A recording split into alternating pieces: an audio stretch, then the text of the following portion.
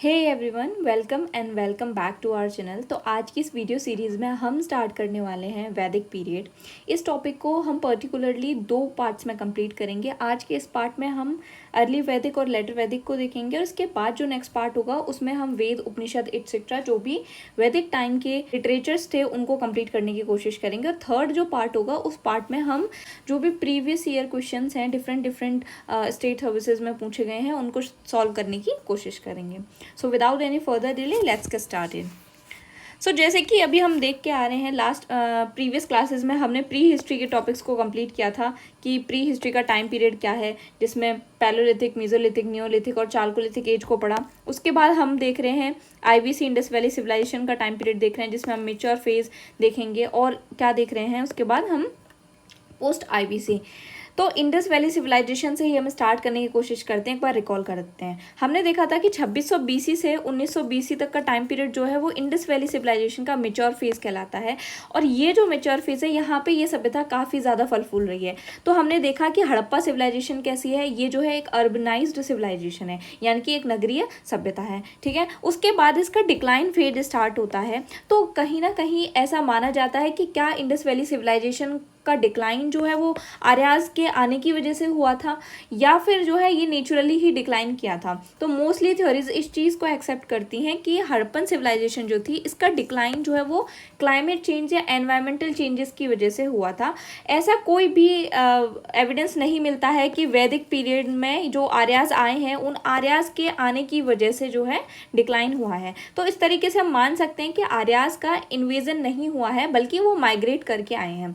अच्छा, आर्याज थे कहाँ के? आर्याज जो थे वो वेस्ट स्टेपीज एरिया के थे, सेंट्रल एशिया के। वहाँ से उन्होंने डिफरेंट जगह माइग्रेट करना शुरू किया, जिसमें वो कहाँ पे आते हैं, वो इंडिया की साइड आते हैं, चाइना की साइड जाते हैं, ईरान की साइड माइग्रेट करते हैं, यूक्रेन, ग्रीस की साइड माइग्रेट करते हैं। तो ये डिफरेंट प्लेसेस पे ये माइग्रेट करते हैं। इनके माइग्रेट करने का रीज़न क्या था? इनके कहीं ना कहीं माइग्रेट करने का रीज़न था जिस एरिया में ये रह रहे थे वहाँ पे जो है शुष्कीकरण हो गया था और उसके अलावा कुछ क्लाइमेट चेंज हो रहे थे जिसकी वजह से इन्हें रिसोर्सेज की पूर्ति नहीं हो पा रही थी, जिसकी वजह से ये लोग माइग्रेट करना शुरू करते हैं। ठीक है, तो अब हम यहाँ पे देख रहे हैं वैदिक पीरियड। वैदिक पीरियड जो है वो 1500 बीसी से स्टार्ट होता है और 600 बीसी या 500 बीसी के समथिंग चलता है।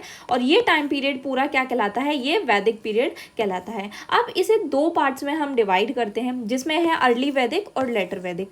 1500 बीसी से 1000 बीसी तक का टाइम पीरियड अर्ली वैदिक कहलाता है और 1000 से 600 का टाइम पीरियड लेटर वैदिक कहलाता है। दोनों ही पीरियड्स काफ़ी अलग अलग हैं। अर्ली वैदिक टाइम जो है वो एक अर्ली फेज है इसी टाइम पे ऋग्वेद जो है क्या हुआ था, ऋग्वेद कंपाइल हुआ था, जिसकी वजह से इसको ऋग्वेदिक पीरियड भी कहा जाता है। और बाकी के जो वेदास थे वो लेटर वैदिक टाइम पे आए थे। और 600 बीसी के बाद, अच्छा एक चीज़ और याद रखनी है, जैसे कि हड़प्पन सिविलाइजेशन जो है वो अर्बनाइज्ड है, बल्कि ये जो है वैदिक सभ्यता कैसी थी, ये एक ग्रामीण सभ्यता थी, याद रखना है। यदि ऐसा होता कि ये इन्वेजन करते, इनके ऊपर अटैक करते तो कहीं ना कहीं ये भी एक अर्बनाइज्ड सिविलाइजेशन होती, जबकि ये अर्बनाइज्ड नहीं थे बल्कि ग्रामीण थे। ठीक है, 600 बीसी के समथिंग स्टेट का कॉन्सेप्ट आता है और महाजनपदास बनना स्टार्ट हो जाते हैं। धीरे धीरे हम देखेंगे किस तरीके से यहाँ पे ये नोमैडिक पैस्टोरल्स हैं, उसके बाद एग्रीकल्चर करते हैं, उसके बाद स्टेट का कॉन्सेप्ट आता है और स्टेट के कॉन्सेप्ट के बाद आखिरकार 600 बीसी के समथिंग जो है महाजनपदास फॉर्म होना स्टार्ट होते हैं। अच्छा, यहाँ पे एक चीज़ और याद रखनी है कि 1000 बीसी के समथिंग जो है यहाँ पे आयरन की डिस्कवरी और हो जा रही है। तो ये एक बहुत इंपॉर्टेंट और मेजर फैक्टर है यहाँ दोनों जगह में, अर्ली वैदिक और लेटर वैदिक की चीज़ों में काफ़ी चेंजेस लाने में। क्योंकि आयरन के आने की वजह से क्या हो रहा है, आयरन के आने की वजह से अब तक जो आर्यास थे वो अब तक इंडिया के इधर की साइड के पोर्शंस में रह रहे हैं, वो अब क्या करेंगे, आयरन की खोज की वजह से वो इधर गैंगेटिक एरिया में आना स्टार्ट करेंगे। और यहाँ पे जो फॉरेस्ट हैं, ठीक है, उन फॉरेस्ट को क्या करेंगे, आयरन की खोज की वजह से वो एक्सेस और वेपन्स बनाएंगे और जिसकी वजह से इस फॉरेस्ट एरिया को क्लीन करके यहाँ पे स्टेबल होने की कोशिश करेंगे। तो चलो फिर हम आगे इसको देखते हैं। सो वैदिक पीरियड क्या है? वैदिक पीरियड मेनली 1500 बीसी से 600 बीसी का टाइम पीरियड जो है वैदिक पीरियड कहलाता है। इस पीरियड के बारे में हमें जानकारी कहाँ से मिलती है? तो यहाँ के जो लिटरेरी सोर्सेज हैं जिसमें हम मेनली हैं वेद्स को पढ़ने के थ्रू ही हमें वैदिक पीरियड के बारे में जानकारी मिलती है कि उस समय ऋग्वेद में कितनी बार किन चीज़ों को डिस्क्राइब किया गया था, इसका मतलब क्या है, और उस सोसाइटी, उस टाइम की सोसाइटी कैसी थी। तो मेनली जो हमें आर्कियोलॉजिकल सोर्सेज भी मिले हैं, जैसे पॉलिश्ड ग्रे वेयर्स, कहाँ मिले हैं ये भगवानपुरा हरियाणा में मिले हैं, जिससे पता चलता है कि वैदिक टाइम पीरियड की पॉटरी सिस्टम रहा था इस तरीके का। लेकिन उसके साथ साथ जो हमें पता चल रहा है इस वैदिक पीरियड के बारे में, वो क्या पता चल रहा है, लिटरेरी सोर्सेज से। लिटरेरी सोर्सेज जिसमें सभी वेद्स हैं, उपनिषद है, ब्राह्मण है, इनसे भी काफ़ी सारी चीज़ें हमें वैदिक पीरियड के बारे में पता चलती है। तो जैसे कि हम पहले ही डिस्कस कर चुके हैं, अर्ली वैदिक और लेटर वैदिक दो पार्ट्स में इसको डिवाइड किया गया था। वेद्स क्या होते हैं? वेद्स जो है एक बहुत ही पवित्र टाइप की नॉलेज होती है, वैदिक टेक्स्ट होते हैं, जिसके थ्रू आगे चल के हिंदुइज्म का कॉन्सेप्ट आता है, ठीक है। और वेद्स जो है 4 हैं, जिसमें ऋग्वेद, सामवेद, यजुर्वेद, अथर्ववेद।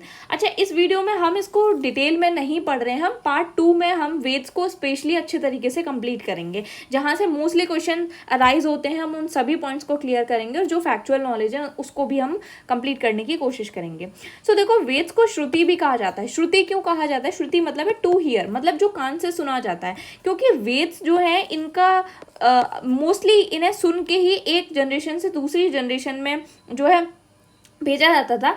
लेकिन 6th सेंचुरी के समथिंग आते आते इनको लिखना प्रारंभ किया गया था वेद्स को, ठीक है। और इन्हें संहिता भी कहते हैं, संहिता भी कहा जाता है। अच्छा, वेद्स में 36 टाइम ऋग्वेद में जो है आर्या वर्ड का यूज हुआ है। आर्या वर्ड का कितनी बार यूज हुआ है? 36 टाइम यूज हुआ है।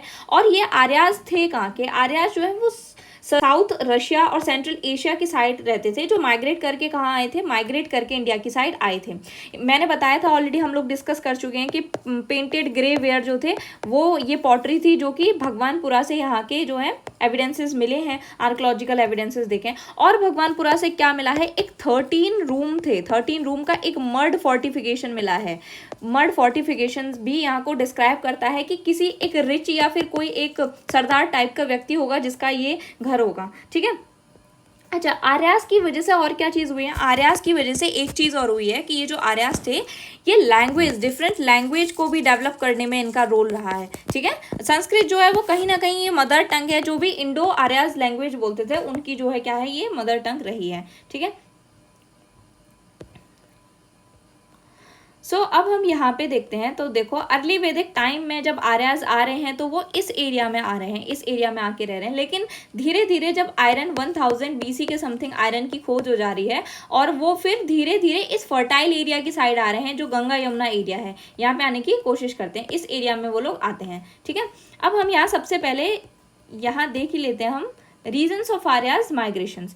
आर्य के माइग्रेशंस के कारण क्या थे? तो हम देख रहे हैं वेस्ट स्टेपीज वाले एरिया से ये लोग ईरान की साइड भी जा रहे हैं, इधर भी जा रहे हैं, और इंडिया की तरफ भी आ रहे हैं। तो इसका मतलब जब ये एक प्लेस से दूसरी जगह डिफरेंट जगह जब माइग्रेट कर रहे हैं, तो इट मीन जब ये जो रास्ता क्रॉस करके आएंगे वहाँ उन सभी एरियाज का एक कल्चर कैरी करके लाएंगे। तो ये जो है अपना कल्चर यहाँ कैरी करके लाते हैं। इनके इन्वेजन के कोई भी प्रमाण नहीं मिले हैं, तो इसका मतलब यही है ये माइग्रेट करके ही आए हैं, इनका आक्रमण करने का कोई इरादा नहीं था। हम पहले ही देख चुके हैं कि इनके आने का रीज़न कुछ क्लाइमेटिक और एनवायरमेंटल शिफ्ट थे, जिसकी वजह से ये नए लैंड्स और रिसोर्सेज की खोज में भारत की तरफ आए थे। अच्छा, अब हम ये देखते हैं कि क्या कोई एविडेंस है कि जो आर्यास थे वही यहाँ पे सेटल हुए हैं आके। तो इस चीज़ को ये देखा गया है कि एक M17 मार्कर पाया जाता है DNA में, M17, जो 40% सेंट्रल एशिया की पीपल्स में पाया जाता है। और सेम यही मार्कर जीन जो है किस में पाया गया है?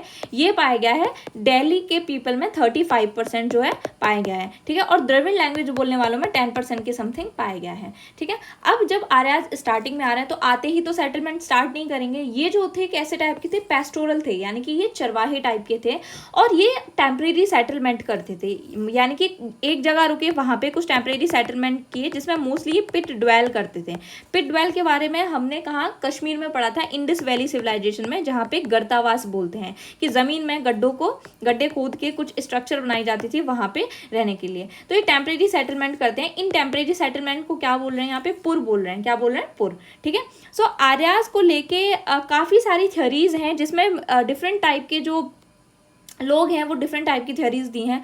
तो यहाँ हम देखते हैं कि देखो, सबसे पहले हम स्वामी दयानंद सरस्वती को देखें तो इन्होंने तिब्बत बताया कि आर्य जो थे वो तिब्बत से आए थे। मैक्स मुलर ने बताया है कि ये मिड एशिया से आए थे। बाल गंगाधर तिलक बताते हैं कि उत्तरी ध्रुव की तरफ से आए थे। और डॉक्टर अविनाश चंद्र दास बताते हैं कि ये जो है इंडिया में ही कहीं से थे। देखो अब ये LD कल है जो बोलते हैं कि आर्य जो थे वो कश्मीर या हिमालय के एरिया से ही आए थे, जबकि पंडित गंगानाथ झा बोलते हैं कि ब्रह्मर्षि देश, ये ब्रह्मर्षि देश किसको बोल रहे हैं, गंगा और यमुना एरिया है उसी को बोल रहे हैं। ठीक है, सप्त सेंद्र प्रदेश किसको बोल रहे हैं, सप्त सेंद्र प्रदेश जो कि सिंधु घाटी एरिया है, ये एरिया, इस एरिया का बताते हैं डॉक्टर अविनाश चंद्र झा। इसी तरीके से DS त्रिवेदी जी बोलते हैं कि मुल्तान से आए थे। गार्डन चाइल्ड बोलते हैं कि ये साउथ रशिया से आए थे। हर्ट एंड पेनका बोलते हैं कि जर्मनी से आए थे। और P गाइल्स बोलते हैं कि डैन्यूब नदी की घाटी से आए थे। तो इस तरीके से डिफरेंट टाइप के मत दिए गए हैं, लेकिन मोस्टली ऐसा मानते हैं कि मिड या सेंट्रल एशिया की साइड से आए थे। जब आर्यस आए थे तो हम यहाँ संस्कृत के बारे में पहले देख चुके हैं कि लैंग्वेज भी डिफरेंट टाइप की लेके आए थे। और मोस्टली जो संस्कृत मदर टंग है इंडो यूरोपियंस की, काफ़ी सारी सिमिलैरिटीज पाई जाती हैं। जब हम ईरानियन टेक्स्ट ज़ैंद अवेस्ता में भी काफ़ी सारी चीज़ें देखते हैं जो वेदास में भी सिमिलर हैं। जैसे कि देखो यहाँ पे हम देख रहे हैं एक संस्कृत का वर्ड है पितृ और मातृ, ये लैटिन में पीटर और मैटर है, ग्रीक में पैटर और मैटर, इंग्लिश में फादर एंड मदर, और जर्मनी है वेटर एंड मटर। तो इस तरीके से जो सिमिलैरिटीज पाई जा रही हैं, तो कहीं ना कहीं लगता है कि आर्यास जो थे ये अपने साथ लैंग्वेज कैरी करके लाए थे, और कहीं ना कहीं यही शब्द हैं जो वापस से क्या हो गए हैं, मोडिफाई होके इन लैंग्वेजेस के डिफरेंट वर्ड बन गए हैं। ठीक है, उसके बाद ईरान में देखें तो ईरान में अस्प वर्ड यूज हुआ है। अस्प सरदार जो थे, अस्प, ठीक है, अस्प वर्ड यूज किया गया, सरदार अपने नेम के पीछे यूज करते थे, जैसे वितास्प, बुतास्प। और हम जानते हैं कि संस्कृत में अश्व का मतलब क्या होता है, अश्व का मतलब होता है घोड़ा। ठीक है, अश्व का मतलब क्या होता है, घोड़ा। उसके अलावा हम ज़ैंद अवेस्ता में देखें तो हिंदू 3 गॉड्स के बारे में मेंशन किया गया है, जिसमें मित्र, इंद्र और वरुण।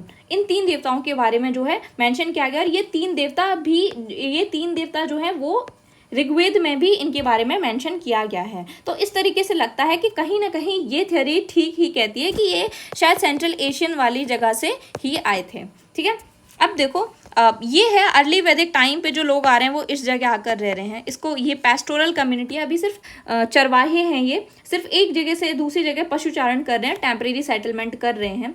ठीक है, उसके बाद ये एरिया जो है ये फॉरेस्ट एरिया है। हम ऑलरेडी देख चुके हैं 1000 BC में आयरन की खोज होती है, और आयरन की खोज होने के बाद जब ये इस फॉरेस्ट एरिया को क्लीन कर देते हैं तब ये यहाँ पे स्टेबल होते हैं और यहाँ परमानेंट सेटल होते हैं। रीज़न क्या है, एक तो ऑलरेडी हम जानते हैं कि ये एरिया फर्टाइल एरिया है, यहाँ पे बहुत अच्छी जो है सॉइल है। उसके अलावा क्या है, उसके अलावा यहाँ पे हमें रिवर्स हैं, तो उसकी वजह से हमारे पास वाटर की अवेलेबिलिटी है। ठीक है, वाटर की अवेलेबिलिटी होने की वजह से क्या है, यहाँ ये लोग सेटल होते हैं, और फिर अभी तक जो पेस्टोरल थे उसकी जगह पे एग्रीकल्चर करना स्टार्ट कर देते हैं। तो ये हम देखेंगे, ये तो अर्ली वैदिक का है और ये लेटर वैदिक का है। हाँ, एक चीज़ और देख रहे हैं कि हमें आखिरकार जो वैदिक टाइम है उसके सोर्सेज क्या हैं। सो सोर्सेज में देखो, अर्ली वैदिक के बारे में 4 सोर्सेज हैं, जिसमें ऋग्वेद है उससे पता चल रहा है, बाकी 3 वेद जो हैं उनके द्वारा लेटर वैदिक के बारे में पता चल रहा है। इसके बाद हम ज़ैंद अवेस्ता देखेंगे जो एक ईरानियन टेक्स्ट है, 1400 BC के समथिंग है, और एक ग्रीक टेक्स्ट है होमर्स इलियड एंड ओडेसी जो 900 से 800 BC के समथिंग है।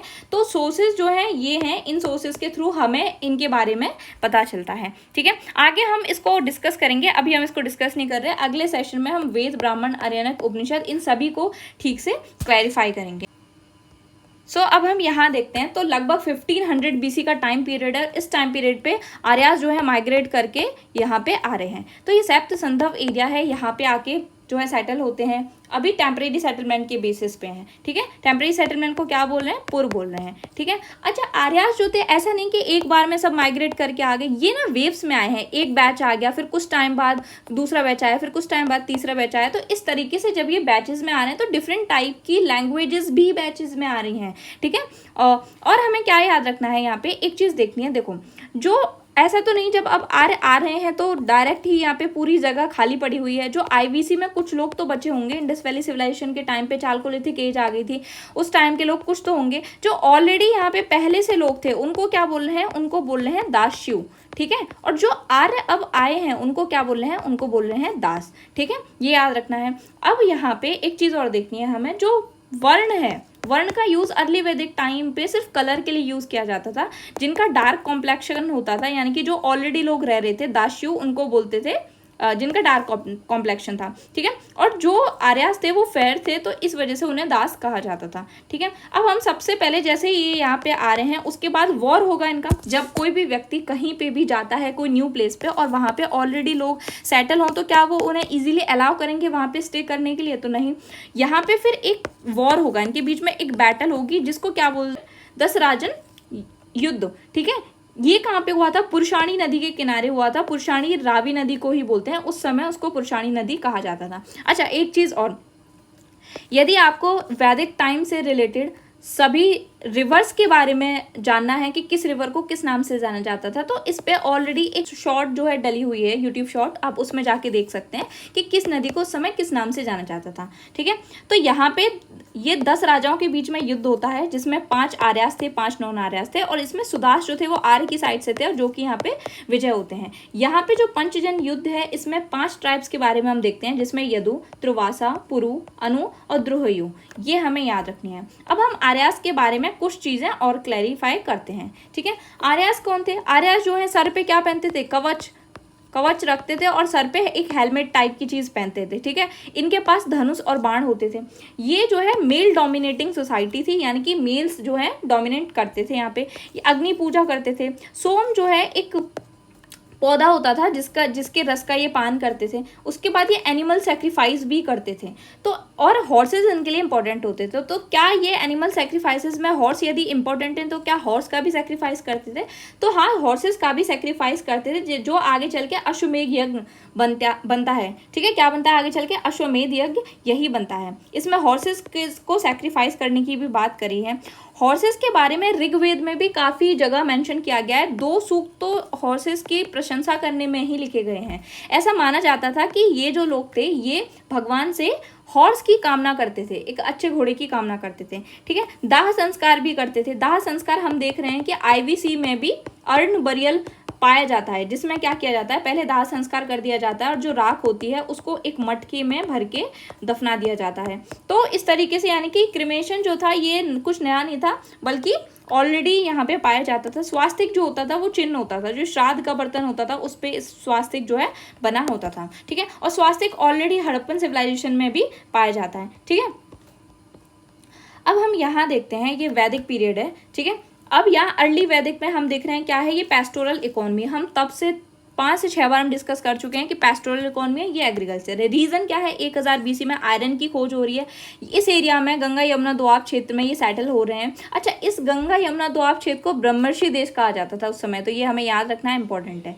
यहाँ पे जब आयरन 1000 BC में बन रहा है, तो वेपन्स टूल्स बना रहे हैं, फॉरेस्ट को क्लियर कर रहे हैं, परमानेंट सेटल हो रहे हैं, और उसके बाद एग्रीकल्चर जो है स्टार्ट कर रहे हैं। अर्ली वैदिक में हम देख रहे हैं यहाँ पे काव और हॉर्स के बारे में काफ़ी ज़्यादा, काव के तो चारों तरफ ही ये जो है सभ्यता घूमती है। यहाँ पे देखते हैं कुछ काव के बारे में। सो देखो, काव में जो समय जो होता है, गायों के लौटने का समय होता है, उसको क्या बोलते हैं? गोधूली, ठीक है। गोधूली याद रखना है। जो गेस्ट होते हैं उसको क्या बोलते हैं? गोगना, गेस्ट को बोलते हैं। दुहत्री किसको बोलते हैं? डॉटर। दुहत्री मतलब है वन हु मिल्क्स अ काव, ठीक है। जो गाय को दुहती है उसको दुहत्री बोलते हैं, ठीक है। वॉर को गविष्टि बोलते हैं। गविष्टि यानी कि गाय के लिए जो वॉर्स होते थे, वॉर्स मेनली गाय के लिए होते थे, और गाय को जो है क्या है? वेल्थ माना जाता था। जिसके पास जितनी गाय होंगी उसे उतना ही अमीर माना जाता था। और गुप्तचर भी रखे जाते थे। गाय की चोरी भी होती थी और दंड भी दिया जाता था, ठीक है। फूड ग्रेस को गोधूम बोलते हैं, ठीक है। रिच पीपल जो होते थे उसे गोमट कहा जाता था। तो इस तरीके से ये जो है ये ऑल अराउंड द गौ, यानी कि ऑल अराउंड काव के ही चारों तरफ घूमती हैं ये चीज़ें, ठीक है। उसके बाद हॉर्स जो है, हॉर्स के बारे में भी ऋग्वेद में काफ़ी सारी चीज़ें मेंशन करी गई है। जैसे कि घोड़े का ऋग्वेद में 215 बार जिक्र किया गया है। कितनी बार? 215 बार। और गाय का 175 बार गाय का जिक्र किया गया है। वृषभ का 170 टाइम्स जो है क्या किया गया है? जिक्र किया गया है। अब हॉर्सेस की एक चीज़ और देखें कि हॉर्सेस इंपॉर्टेंट थे, तो हाँ, हॉर्सेस के नाम पे कुछ देवताओं के नाम भी पाए गए हैं, जैसे मारुत। अश्विन और पुरंदर, ठीक है, इनके भी नाम हॉर्सेस के नाम पर पाए गए हैं। अब यहाँ हम अर्ली वैदिक में एक चीज़ और देख रहे हैं, यहाँ पे जो एग्रीकल्चर है, या एग्रीकल्चर होता है, ऐसी बात नहीं है एग्रीकल्चर नहीं है, पेस्टोरल है, एग्रीकल्चर है, बट एग्रीकल्चर जो है सरप्लस लेवल पे एग्रीकल्चर नहीं है यहाँ पे, ठीक है, बहुत कम लेवल पे है। वो भी एग्रीकल्चर किस लिए किया जा रहा है, एज अ फोडर के तौर पे किया जा रहा है, यानी कि पशुओं को खिलाने के तौर पे किया जा रहा है। तो यहाँ पे यव याद रखना है हमें, ये टर्म है यव किसके लिए यूज हुआ है, जौ के लिए यूज हुआ है, ठीक है। अब हम यहाँ लेटर वैदिक में देखते हैं। लेटर वैदिक में क्या है, हम देख रहे हैं कि यहाँ एग्रीकल्चर इकोनॉमी बन गई है। यव जो हम ऑलरेडी देख चुके हैं अर्ली वैदिक टाइम पे, तो जौ को बोल रहे हैं। यहाँ पे व्रीही किसको बोल रहे हैं, व्रीही बोल रहे हैं राइस को। इक्षु है गन्ना, मुद्ग है मूंग। ये टर्म्स याद रखने हैं, इंपॉर्टेंट है, ठीक है। इसके अलावा यहाँ पे व्हीट एंड राइस का कल्टीवेशन भी स्टार्ट हो जाता है, ये भी इंपॉर्टेंट क्रॉप्स होती हैं, बट यहाँ भी अभी उतना सर्बल प्रोडक्शन नहीं हुआ है कि हम ट्रेड कर सकें, ठीक है, ट्रेड उतना ज़्यादा नहीं है, बट कॉपर वगैरह एक्सेट्रा का खेतरी माइंस वाइंस के साथ जो है क्या चल रहा है, थोड़ा बहुत ट्रेड चल रहा है यहाँ पे, ठीक है। सो देखो यहाँ हम क्लियर कर चुके हैं कि देखो पेस्टोरल इकोनॉमी अर्ली वैदिक टाइम पे ट्राइबल सोसाइटी ऑफ चीफडम्स है, ठीक है। यहाँ पे क्या हो रहा है, एग्रीकल्चर इकोनॉमी हो जाती है, सेटल्ड सोसाइटी हो जाती है, और जनपदास का कॉन्सेप्ट यहाँ पे आना स्टार्ट हो जाता है। ये हम आगे अभी पढ़ते हैं सोसाइटी में, ठीक है। एक चीज़ और हम यहाँ देख लेते हैं, देखो यहाँ पर जो है सभा समिति और विदित, इसको हम आगे करेंगे भी पॉलिटी वाले पोर्शन में। और बार्टर सिस्टम है, बार्टर सिस्टम पाया जाता था उस समय, इनकी कोई स्टेबल आर्मी नहीं होती थी। इंद्र जो होते थे इंपॉर्टेंट देवता होते थे, ये सभी अभी हम आगे डिस्कस करेंगे इनको, ठीक है। सो यहाँ अब सबसे पहले हम पॉलिटी का पोर्शन देख रहे हैं कि उस समय जो थी वो राजनीतिक व्यवस्था किस तरीके से थी, क्या कोई एक सेंट्रल अथॉरिटी थी जो इन सभी लोगों को कंट्रोल करती थी, और किस तरीके से ये काम किया करते थे। तो यहाँ सबसे पहले जो हम देख रहे हैं वो हम देख रहे हैं कि फैमिली सबसे बेस पे होती थी। उसके बाद होता था ग्राम, ठीक है, ग्राम मतलब गांव। उसके बाद होता था विश के बाद होता था जन, और जन के बाद जो राष्ट्र का कॉन्सेप्ट यानी कि जनपद का कॉन्सेप्ट आया था वो लेटर वैदिक के टाइम पे आया था, ठीक है। जन के बारे में यदि हम देखें तो ऋग्वेद में 275 टाइम्स जो है मेंशन किया गया है, विश के बारे में 170 टाइम मेंशन किया गया है, और ग्राम और कुल है। तो कुल का जो मुखिया होता था उसे कुलप कहा जाता था, ग्राम का जो होता था उसको क्या बोलते थे, ग्रामीणी, ठीक है। विश का विशपति होता था, और यही विश जो थे ये आगे चल के यही क्या बनते हैं, यही वैश्य बनते हैं, और यही टैक्स देने का कार्य करते हैं, यही एग्रीकल्चर का काम करेंगे, और live stock domestication of animals का काम स्टार्ट करेंगे, ठीक है। तो अर्ली वैदिक में हम देख रहे हैं अर्ली वैदिक की जो पॉलिटी है वो जन तक है, या जन तक, लेकिन जनपद का कॉन्सेप्ट जो आ रहा है वो लेटर वैदिक टाइम पे आ रहा है। जनपद के बारे में ऋग्वेद में कहीं भी मेंशन नहीं किया गया, ये हमें ध्यान रखना है, ठीक है। लेटर वैदिक में, क्योंकि ऋग्वेदिक क्या है, ऋग्वेदिक तो अर्ली वैदिक टाइम का है, लेटर वैदिक में तो बाकी के 3 वेद्स आते हैं, ठीक है। अब यहाँ पे कमिटीज हैं कुछ, ये असेंबलीज टाइप की, जिसमें है सभा, समिति और विदित, ठीक है। सभा क्या है, एक एल्डर्स और कुलीन रिच पीपल होते थे उनकी होती थी। समिति क्या होती थी, समिति राजा को इलेक्ट करने का काम करती थी, ठीक है। विदित होते थे, कोई भी फेस्टिवल है, कुछ असेंबली टाइप की है, कुछ उत्सव हो रहा है, तो वहाँ पे सब लोग यहाँ पे जो है आते थे, ठीक है। अच्छा, इन तीनों का क्या सिस्टम हुआ लेटर वैदिक में चल के विदित तो समाप्ति होगी, सभा और समिति जो थी इनका भी कॉन्सेप्ट थोड़ा कम कर दिया गया। अब यहाँ पे पुरोहित बहुत ज्यादा मेन हो चुका था यहाँ आते आते, लेटर वैदिक टाइम तक आते आते, ठीक है। अब आगे देखते हैं हम, यहाँ पे राजा जो था वो ट्राइबल चीफ था। अभी तक हम देख रहे हैं विश जो है क्लान है, यानी कि ट्राइब्स हैं, ट्राइब्स के बेसिस पे अभी डायरेक्ट कोई इतनी ज्यादा स्ट्रॉन्ग अथॉरिटी किंग नहीं बना है। यहाँ पे राजा के लिए यहाँ पे पुरोहित और सेनानी होते थे। पुरोहित एक एडवाइजर के रूप में कार्य करता था, और जब युद्ध होता था तो युद्ध के समय राजा के साथ पुरोहित जाता था। अब हमने सेनानी के बारे में यहाँ देखा, लेकिन सेनानी कौन होता था, आर्मी की देखरेख वगैरह का काम करता था। तो क्या यहाँ पे एक आर्मी कोई होती थी राजा के पास? तो अर्ली वैदिक टाइम पे जो है ऐसी कोई स्टैंडिंग आर्मी नहीं थी, यानी कि खुद की राजा की आर्मी नहीं थी। लेकिन युद्ध के समय पे ही क्या किया जाता था, जैसे युद्ध होने वाला है तो युद्ध के समय भी डिफरेंट जो उनकी ट्राइब्स थी उनके लोगों को इकट्ठा कर लिया जाता था, आर्मी बना ली जाती थी, और वो वॉर करने के लिए जाते थे। उसको मस्टर आर्मी बोलते हैं, ठीक है। इस तरीके से जो है होते थे। मेनली वॉर्स हम पहले ही पढ़ चुके हैं, काव के लिए होते थे, जिन्हें गविष्ठी कहा जाता था। कोई भी टैक्सेशन सिस्टम नहीं था। ऐसा नहीं था कि अभी आप कुछ एग्रीकल्चर कर रहे हो या फिर आप डोमेस्टिकेशन ऑफ एनिमल कर रहे हो तो आपको कुछ टैक्सेशन देना है उस चीज़ के ऊपर। यहाँ पे बट एक भाग का कॉन्सेप्ट है। भाग का कॉन्सेप्ट मतलब कि यदि राजा कोई भी चीज़ युद्ध में जीत के लेके आया है तो उस चीज़ को जो है डिवाइड कर दिया जाता था लोगों के बीच में। और कहीं ना कहीं ये भाग का कॉन्सेप्ट ही आगे चल के अनइक्वालिटी को लेके आता है, ठीक है। और इसमें आगे हम देखते हैं वज्रपति क्या था। वज्रपति उस ऑफिसर्स को बोलते थे जो घास के मैदानों की देखरेख करता था, ठीक है। राजा का पद देखें तो राजा का पद हेरिडेटरी होता था, ठीक है, समिति के द्वारा इलेक्ट किया जाता था, और राजा का अभी तक कोई पैलेस वैलेस नहीं था, मतलब राजा भी उतनी स्ट्रॉन्ग पोजीशंस में नहीं आए हैं यहाँ पे। अब हम देख रहे हैं धीरे धीरे, जैसे हम देखेंगे कि लेटर वैदिक पे शिफ्ट हो रहे हैं, उसके बाद महाजनपदास देखेंगे तो धीरे धीरे क्या हो रहा है यहाँ पे, धीरे धीरे यहाँ पे जो है राजा की पोजीशन स्ट्रांग होती जा रही है, और ब्राह्मण भी स्ट्रांग होते जा रहे हैं, जिसकी वजह से आगे चल के कहीं ना कहीं इनके कर्मकांडों की वजह से आगे कौन आ रहे हैं, आगे जैनिज्म और बुद्धिज्म का उदय हो रहा है, क्योंकि काफ़ी कर्मकांड बढ़ चुके थे यहाँ पे, ठीक है। लेटर वैदिक टाइम पे हम देख रहे हैं कि स्टेट सिस्टम का धीरे धीरे यहाँ पे अभी स्टेट सिस्टम आ रहा है, अभी उतना ज़्यादा नहीं आया है। लेटर वैदिक के बाद हम महाजनपद का कॉन्सेप्ट देखेंगे। किस लिए आ रहा है सिस्टम, क्योंकि अब अनइक्वालिटी हमने देखा था ना कहीं भाग भी जिम्मेदार है अनइक्वालिटी के लिए, ठीक है। यहाँ पे बिगनिंग ऑफ टैक्सेशन है, ऐसा नहीं बहुत स्ट्रॉन्ग टैक्सेशन सिस्टम है, बट एक बिगनिंग हो जा रही है। यहाँ पे एक बलि का कॉन्सेप्ट आ रहा है, जैसे अभी हम यहाँ देख रहे थे कि भाग का कॉन्सेप्ट था कि जो भी युद्ध में चीज़ें जीती गई हैं उनको डिवाइड कर दिया जाता था, बट यहाँ पे एक बलि का कॉन्सेप्ट आ रहा है। अब राजा को ट्रिब्यूट देना मैंडेटरी हो गया था, जो अब तक स्वेच्छा से लोग देते थे राजा को, अपना मन किया राजा को कुछ दे दिया, किसी ने कुछ थोड़ी बहुत जौ की खेती की है और वो खुद के मन से चाह रहा है राजा को देना, तो वो दे सकता था। बट अब यहाँ पे ट्रिब्यूट क्या कर दिया, मैंडेटरी कर दिया कि अब आपको देना कंपलसरी है, और इसको कलेक्ट करने वाले को क्या बोलते थे, संग्रहीती बोलते थे, ठीक है। यहाँ विदित का कॉन्सेप्ट हटा दिया गया था, स्टैंडिंग आर्मी अभी भी नहीं थी, इकोनॉमी अभी भी सरप्लस में नहीं थी, तो यहाँ पे मतलब कोई खास ज्यादा ट्रेड नहीं था, करेंसी नहीं थी।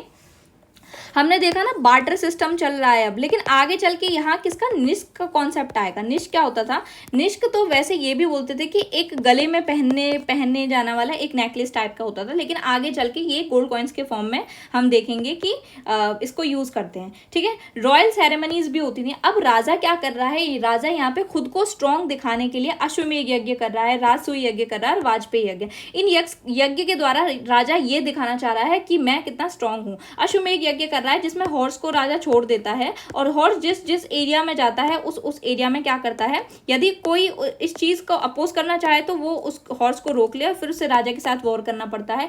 अदरवाइज यदि वो हॉर्स पूरे एरिया में जहां तक घूम के वापस राजा के पास आता है तो उस हॉर्स को तो सेक्रीफाइस कर दिया जाता है, और वो जितने एरिया में घूमता है वो एरिया पूरी राजा की टेरिटरी हो जाती है। तो इस तरीके से एक्सपेंशन को भी यहाँ पे मतलब एक्सपेंशन होना स्टार्ट हो गया है। अब तक जो वॉर सिर्फ काव के लिए हो रहे थे, अब यहाँ पे लैंड एक्सपेंशन भी धीरे धीरे स्टार्ट हो रहा है, ठीक है। ये हम ऑलरेडी देख ही चुके हैं। अब हम इकॉनमी देखते हैं। इकॉनमी में हम क्या देखेंगे, देखो जैसे कि हमने देखा कि काव को ही मेन इकॉनमी वेल्थ मानते थे, जिसके पास जितनी ज़्यादा गाय हैं उसे उतना ही वेल्थी माना जाता था। गोमट हम जानते हैं जिसके पास जो है क्या होती थी, गाय होती थी। Wealthy man who own many cattle, जिसके पास बहुत सारे कैटल्स होते थे, ठीक है।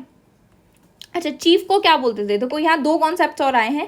चीफ को जो हमने यहाँ पे अभी पढ़ा था बट यहाँ डिस्कस नहीं कर पाए थे उसको, तो यहाँ पे हम देखते हैं अभी चीफ को क्या बोल रहे हैं। चीफ को बोल रहे हैं गोपति, और यहाँ पे डिस्टेंस को गव्युति बोल रहे हैं। डिस्टेंस कोई भी दूरी, एक जगह से दूसरी जगह दूरी को क्या बोल रहे हैं, गवति, और चीफ को बोल रहे हैं गोपति, ठीक है। वेल्थ में हम देख रहे हैं pastoral economy. Pastoral economy already हम पढ़ चुके हैं। एग्रीन इकोनॉमी, यव यानी कि बार्ले यहाँ पे हो रहा है जिसको यव बोल रहे हैं। यहाँ पे rice, व्रीही, millets, sugar cane etcetera हो रहे हैं। आयरन की यहाँ पे कोई जानकारी नहीं है, बट कॉपर के बारे में जानते थे। अच्छा, कॉपर के बारे में ऑलरेडी हम देख चुके हैं चालकोलिथिक एज में खेतरी माइंस, ठीक है। खेती माइंस से क्या है, कॉपर, तो ऑलरेडी कॉपर के बारे में जानकारी थी, बट आयरन के बारे में कोई जानकारी नहीं थी। यहाँ पे आयरन की जानकारी हो गई है। काव जो थी मीडियम ऑफ एक्सचेंज होती थी।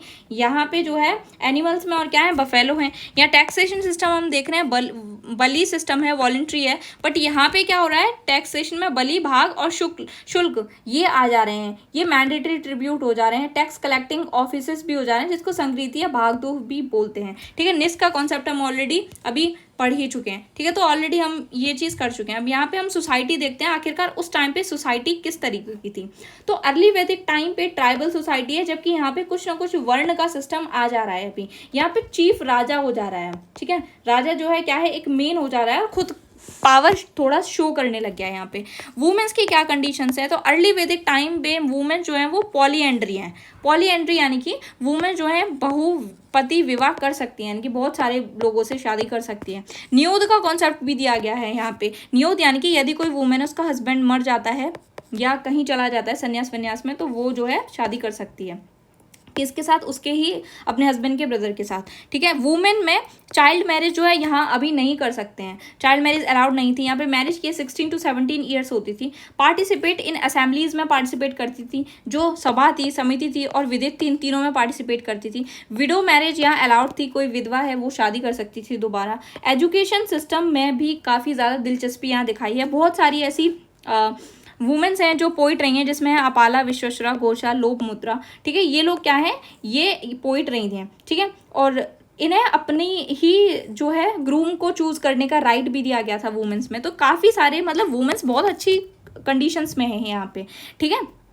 अब सोसाइटी है, क्या सोसाइटी का कोई डिवीज़न था? नहीं, कोई डिवीज़न नहीं था, बट एक डिस्क्रिमिनेशन टाइप का होता था कि दास और दास्यु का, जिसमें दास बोलते थे आर्यास को और नॉन आर्यास को दास्यु कहा जाता था, because of their colour complexion, जिसमें फेयर को दास और डार्क कलर कॉम्प्लेक्शन होता था उन्हें दास्यु कहा जाता था, ठीक है। ऑक्यूपेशन जो होता था बर्थ पे बेस्ड नहीं होता था। ये सिस्टम है अभी हम देख रहे हैं सोसाइटी का अर्ली वैदिक टाइम पे। लेटर वैदिक टाइम पे क्या देख रहे हैं, लेटर वैदिक टाइम पे वर्ण सिस्टम इंट्रोड्यूस हो जा रहा है। क्या है ये वर्ण सिस्टम, जहाँ पे है ब्राह्मण, क्षत्रिय, वैश्य और शूद्र। ब्राह्मण कौन होते थे? पृष्ठ होते थे। ये क्या करते थे, ये राजा के साथ एडवाइजर का भी काम कर रहे हैं, ये रिचुअल्स भी फॉलो करवा रहे हैं, पब्लिकली तौर पे जो राजा करवा रहा है, प्राइवेट तौर पे यदि कोई व्यक्ति चाहता है कुछ करवाना यज्ञ वगैरह तो वहाँ भी जाके कर रहे हैं। उसके अलावा ये क्या है, इसी वजह से यज्ञ कराने की वजह से ही ब्राह्मण को क्या बोलते हैं, यजमान, ठीक है। क्या कहा जाता है, यजमान, ठीक है। उसके अलावा ये क्या कर रहे हैं ब्राह्मण जो है, ये राजा को काफ़ी ज़्यादा सपोर्ट करने की कोशिश कर रहे हैं। यहाँ पे राजा को सोशली तौर पे काफ़ी ज़्यादा एक वैल्यू दिलवाने का काम कर रहे हैं। राजा जो है क्या दिखा रहा है, यज्ञ करवा रहा है, उसके थ्रू राजा अपनी पावर को शो करना चाह रहा है। तो कहीं ना कहीं ब्राह्मण जो है यहाँ पे काफ़ी ज़्यादा वेल्थी होते नजर आ रहे हैं, ठीक है। उसके बाद क्षत्रिय, क्षत्रिय जो है वो वॉरियर्स के तौर पे काम करते हैं। वैश्य जो होते थे, वैश्य जो है यही फार्मर थे, मर्चेंट थे, क्राफ्ट्स पीपल थे, ये वैश्य हैं और ये ही टैक्स देते थे। कौन देते थे? वैश्य टैक्स देते थे, ठीक है। हमने लास्ट स्लाइड में देखा था कि वैश्य जो है ये कहीं ना कहीं विषपति जो थे, जो विष था वहीं से वैश्य का सिस्टम उदय हुआ है। शूद्र जो होते थे इनका काम क्या होता था, ये जो तीनों क्लास हैं इन तीनों क्लास की सेवा करना। आर्यस जो थे वो इन तीनों क्लास को बोलते थे, नॉन आर्यस को कहीं ना कहीं यहाँ शूद्र माना जाता था, ठीक है। अब आगे है राइज ऑफ ब्राह्मण्स, यहाँ स्टार्ट हो जाता है। ब्राह्मण धीरे धीरे पावर में आ रहे हैं, यहाँ पे काफ़ी वेल्दी भी हो रहे हैं क्योंकि वो यज्ञ करा रहे हैं, तो बदले में उन्हें जो है चीज़ें मिल रही हैं, ठीक है। उसके बाद गोत्र सिस्टम का यहाँ कॉन्सेप्ट आया है, ठीक है। गोत्र सिस्टम, तो गोत्र बोलते थे एक ऐसा प्लेस जहाँ पर क्या है, मतलब गाय रह रही हैं या गाय हैं, ठीक है। बाद में इस गोत्र का मतलब मैरिज से करवा दिया गया था। गोत्र की वजह से क्या हो रहा है कि किसी की कोई गोत्र है तो गोत्र अपनी ही गोत्र में शादी न करने का कारण क्या है, उस समय मैट्रिमोनियल अलायंस थे कि आउटसाइड यदि कहीं दूसरी जगह पे शादी करेंगे तो उससे क्या होगा, उनका एक्सपेंशन होगा और मैट्रिमोनियल अलायंसेस होंगे, ठीक है। उसके बाद वुमेन की पोजीशन क्या है, वुमेन की पोजीशन यहाँ पे काफ़ी डाउन नजर आती है। सभा और समिति में अब उन्हें भाग लेने का राइट खत्म कर दिया गया है। विडो मैरिज नहीं हो सकती, चाइल्ड मैरिज भी यहाँ पे स्टार्ट हो गई है। और एंड में यहाँ पे हम देखते हैं कि आश्रम सिस्टम भी आ गए हैं। 4 प्रकार के आश्रम आते हैं जिसमें ब्रह्मचर्य, गृहस्थ, वानप्रस्थ और संन्यास। 25 वर्ष का होता है ये, 25 वर्ष का, 25 से 50 वर्ष का, 50 से 75 वर्ष का और 75 से 100 वर्ष का, ठीक है। अब यहाँ पे हम क्लॉथ्स की देखें तो क्लॉथ्स का 3 तरीके के क्लॉथ्स के बारे में हमें पता चलता है जब हम वेद्स को पढ़ते हैं, जिसमें है निवि, वासस और अधिवासस। निवि क्या है, कमर के नीचे पहने जाने वाला वस्त्र। वासस है जो कमर के ऊपर पहना जाता है। और अधिवासस है जो कुछ एक शॉल टाइप की, ओढ़नी टाइप की जो होती है उसको अधिवासस कहा जाता है, ठीक है। अब हम यहाँ रिलीजन देखते हैं कि उस समय धर्म का क्या सिस्टम था। तो जो अर्ली वैदिक टाइम पे लोग थे वो क्या थे, नेचुरल वर्शिपर थे, यानी कि प्रकृति की पूजा ज़्यादा किया करते थे। उस समय इंद्र मोस्ट पावरफुल था, ठीक है, मोस्ट पावरफुल देवता माना जाता था। उसके अलावा अग्नि, वरुण, सोम, ये तो देवता थे ही, लेकिन कुछ वुमेन भी थी, यानी कि गॉडेस के बारे में भी बताया गया है, जिसमें है उषा, अदिति, ठीक है। यहाँ पे जो प्रेयर्स और हाइम्स यानी कि श्लोक और प्रार्थना को ज़्यादा महत्व दिया जाता था इस समय। लेकिन हम लेटर वैदिक में देखेंगे तो यहाँ पे ब्राह्मणस जो है काफ़ी ज़्यादा पावर में आ रहे हैं। इंद्र की वैल्यू यहाँ आके कम हो जा रही है। यहाँ पे 3 देवता के बारे में बताया गया है, जिसमें प्रजापति, विष्णु और रुद्र। रुद्र जो है अभी उनका ओरिजिन ही हो रहा है, यानी कि स्टार्टिंग में ही है। ठीक है, आगे हम देखेंगे रिचुअल्स काफ़ी बढ़ गई हैं। अब यहाँ पे यज्ञ वज्ञ का सिस्टम काफ़ी ज़्यादा बढ़ गया, अनुष्ठान यज्ञ, जो यहाँ भी प्रार्थनाएं वगैरह चल रही थी, यहाँ पे यज्ञ का सिस्टम आ गया है। पूषण शूद्र के देवता को कहा जाता था, जो जानवरों का देवता तो था उसे भी पूषण कहा जाता था। यज्ञ में हम देख चुके हैं अश्वमेध यज्ञ, वाजपेयी यज्ञ और राजसूय यज्ञ, ये सभी आ चुके हैं। अब हम यहाँ देखते हैं कि ये जो हम अर्ली वैदिक में देख रहे हैं इंद्र, ये मोस्ट इंपॉर्टेंट स्लाइड है, इसको बहुत अच्छे से याद रखना है, सभी से क्वेश्चन जो है अराइज हुए हैं। इंद्र के बारे में डिस्कशन सबसे ज़्यादा बार किया है, जिसमें है 250 बार ऋग्वेद में इंद्र के बारे में डिस्कशन है, जिसमें है इंद्र को वृत्तासुर हंता भी कहा जाता है, यानी कि वृत्तासुर नाम के राक्षस को मारने वाला। इसको पुरंदर भी कहा जाता है, पुरंदर यानी कि किलो को बेचने वाला। इसको सोममापा भी कहा जा रहा है, जो सोम का अत्यधिक सेवन करता हो। इसको शतकृति भी बोलते हैं, जिसमें 100 शक्तियों की क्या हो, 100 शक्ति हो, जिसमें पापियों को दंड देने वाला भी कहा जाता है। विश्व का स्वामी भी इंद्र को कहा जाता है। अब हम यहाँ वरुण देखते हैं। वरुण को क्या समुद्र का देवता भी कहते हैं, नैतिक नियमों का देवता भी कहते हैं, और इसे ऋतु का देवता भी कहते हैं। ऋतु यानी कि ये जो सीजन वगैरह होते हैं, इसीलिए इसको ऋतस्य गोपा भी कहा जाता है। ईरान में वरुण के बारे में डिस्क्राइब किया गया है, वहां पे इन्हें अहुर मजदा कहा जा रहा है, अहुर मजदा कहा जा रहा है। यूनान में इनको ऑर्नोज कहा जाता है। ठीक है, एक यहाँ पे गॉडेस का भी डिस्क्राइब किया गया है, जिसमें अरण्यानी नाम है। अरण्यानी कौन सी गॉडेस है? गॉडेस ऑफ फॉरेस्ट, यानी कि जंगल की देवी को अरण्यानी कहा जा रहा है। ठीक है, अब हम यहाँ पे कुछ फैक्ट्स देख रहे हैं। आई थिंक ये लास्ट स्लाइड है, और इसके बाद हम सेकंड सेशन देखेंगे। अब हम यहाँ पे कुछ इंपॉर्टेंट टर्म्स देखते हैं, जो बहुत बहुत इंपॉर्टेंट स्लाइड है ये। यहाँ पे कुछ टर्म्स हैं और कुछ फैक्ट्स हैं, जो एक दो फैक्ट्स यहाँ पे ऐड करने के लिए रह गए हैं, बाकी का हम अगले सेशन में देखेंगे। ठीक है, तो वैकनोट किसको बोल रहे हैं? वैकनोट बोल रहे हैं सूदखोर, जो क्या करता है, ब्याज पे पैसे देता है और एक्स्ट्रा ब्याज वसूल करता है। पणी कौन है? व्यापारी को कहा जाता है। भागदू किसको कहा जाता है? जो कि रेवेन्यू को कलेक्ट करने का काम करता है। अक्षवाप किसको कह रहे हैं? जो आय और व्यय की, जो भी राज्य की आय और व्यय उसकी गणना जो करता है उसको बोलते हैं। क्षात्री किसे कहा जा रहा है? ये प्रतिहारी या दैवारिक को कहा जा रहा है। अरित्र किसको बोल रहे हैं? पतवार को बोल रहे हैं। आरित्र किसको बोल रहे हैं? नाविक को। कर्मा किसको बोल रहे हैं? तो धातु कर्म करने वाले को कर्मा कहा जा रहा है, मतलब जो भी मेटल्स का काम कर रहा है। अश्म चक्र किसको कहा जा रहा है? रहट की जो चरखी होती है रहट चलाने की, उसको अश्म चक्र कहा जा रहा है। अवट किसको बोल रहे हैं? जो कूप यानी कि कुआं होता है उसको अवट बोल रहे हैं। वाय किसको बोल रहे हैं? जुलाहे को वाय कहा जाता है। कुल्या किसको कहेंगे? कुल्या का मतलब है नहर।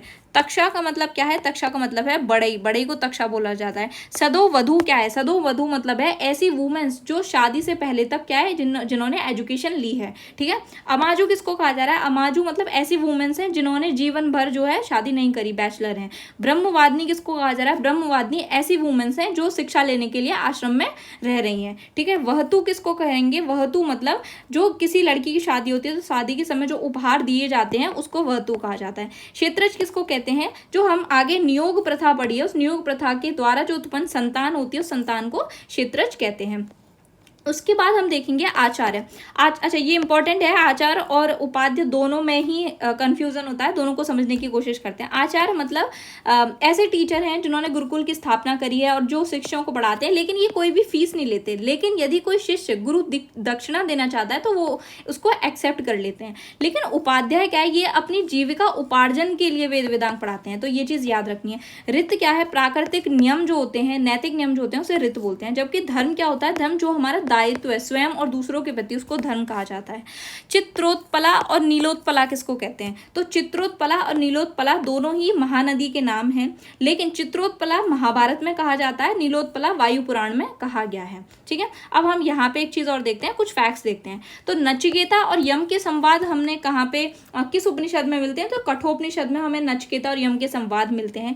श्याम अयश किसको कहा गया है? श्याम अयश अथर्ववेद में आयरन को कहा गया है। ठीक है, यहाँ पे एक चीज देखेंगे कि डिफरेंट टाइप की मतलब एरिया में, डिफरेंट डिस्टेंसेस में, डिफरेंट जो दिशाएं हैं उन दिशाओं में राजा को क्या कहा गया है? तो ये है, नॉर्थ को बोलते हैं अभी उदीची, वेस्ट को बोल रहे हैं प्रतीची और ईस्ट को बोल रहे हैं प्राची, ये याद रखना है।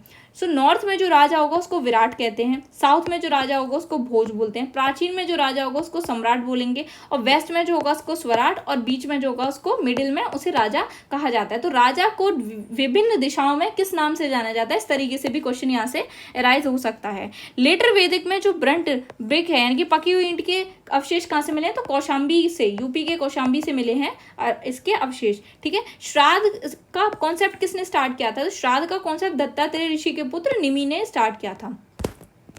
सो यहाँ पे तो हम ऑलरेडी सारी चीज़ें देख ही चुके हैं। आगे हम कल के सेशन में वेद्स को कंप्लीट करेंगे, आज यहीं पे कंप्लीट है। बाकी कुछ और इंपॉर्टेंट पॉइंट्स देख लेते हैं, जिसमें हम देखते हैं कि एकराट, एकराट किसको बोलते हैं, राजा को ही बोल रहे हैं एकराट। एकराट का मतलब क्या है, जो सर्वोच्च शासक है, क्या है, सर्वोच्च शासक। और इसको किस में यूज किया गया, एकराट वर्ड को, इसको अथर्ववेद में यूज किया गया इस वर्ड को। अथर्ववेद में ही एक चीज और यूज करी गई है, क्या यूज करी गई है अथर्ववेद में, अथर्ववेद में एक चीज यूज करी गई है, मृत्युलोक का देवता। मृत्युलोक का देवता किसको कहा गया है, राजा परीक्षित को कहा गया है, किसको, राजा परीक्षित को मृत्युलोक का देवता कहा गया है, ठीक है।